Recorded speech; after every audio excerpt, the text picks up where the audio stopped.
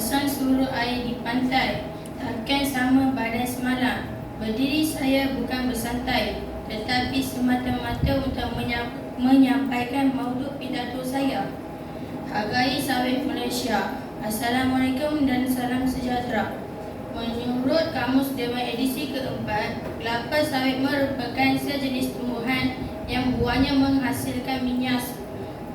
Sawit berasal dari Afrika Barat. Pertama kali sawit dibawa masuk ke negara Malaysia pada tahun 1870-an sebagai tanaman hiasan.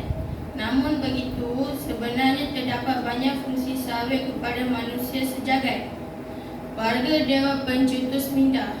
Persila pertama, sawit Malaysia dinobatkan ekonomi negara dimartabat.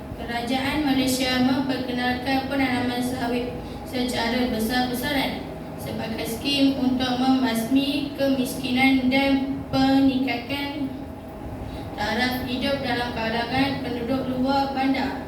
Malaysia telah mengekspor minyak sawit ke hampir 160 negara dengan China, India dan Kesatuan Eropah sebagai pasaran terbesarnya. Walaupun besar negara masih mengamalkan kawalan pergerakan kerana COVID-19, tetapi keperluan makanannya sentiasa ada.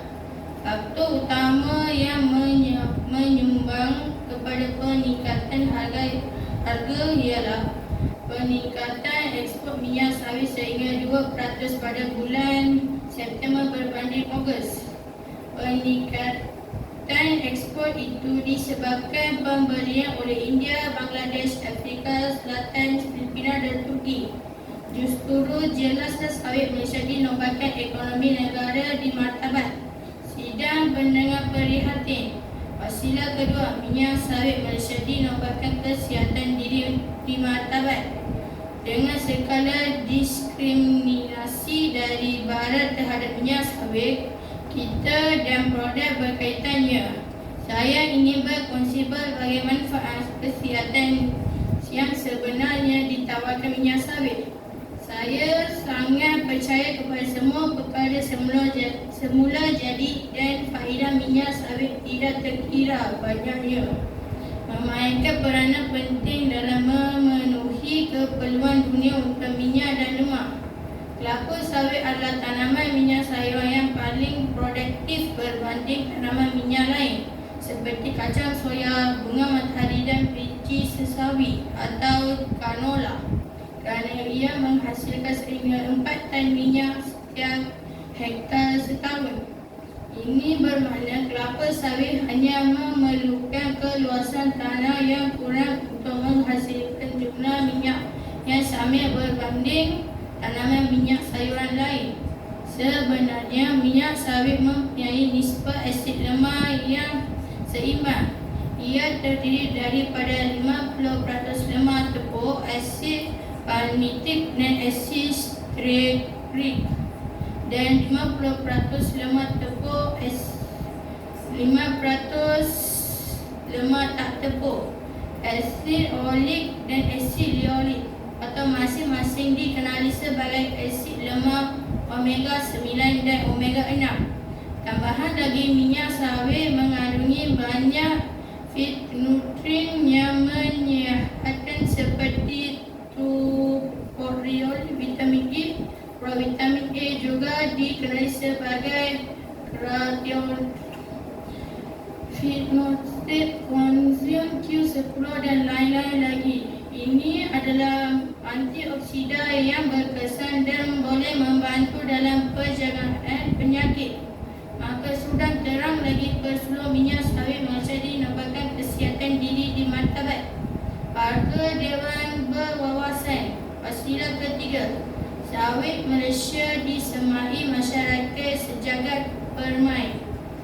Hari ini industri sawit mampu menghasilkan sekitar 20 juta tan minyak sawit mentah CPO dengan nilai pasaran sekitar RM72 bilion setahun. Industri utama negara ini menyumbang RM33 bilion hingga RM43 bilion atau 5 hingga 7% daripada keluaran dalam negara asal KDNK dalam tempoh 8 tahun.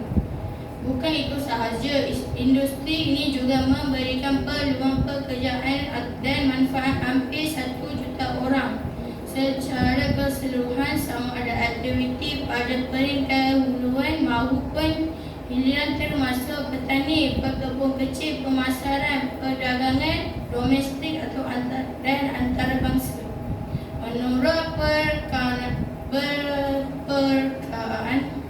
Persatuan Pekebun Kecil Kebangsaan NASH, seramai 650,000 pekebun kecil sawit bergabung di bawah persatuan dan menikmati manfaat besar hasil pembangunan industri sawit di seluruh negara.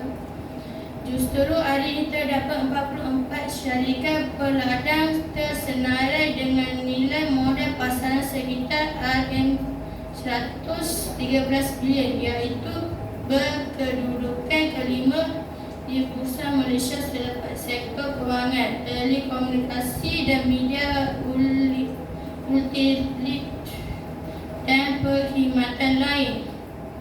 Keberadaan syarikat besar ini bukan sahaja memberikan impak mega kepada peningkatan perekonomian negara, malah menciptakan peluang pekerjaan dalam kalangan rakyat tempatan. Penubuhan Institut Penyelidik Minyak Sawit Malaysia (PORIM) pada 1979 di bawah Kementerian Perusahaan Utama waktu itu bertujuan melakukan aktiviti penyelidikan dan pembangunan R&D sawit. Jelaslah sawit Malaysia disemai masyarakat sejagat rema. Sekian, terima kasih.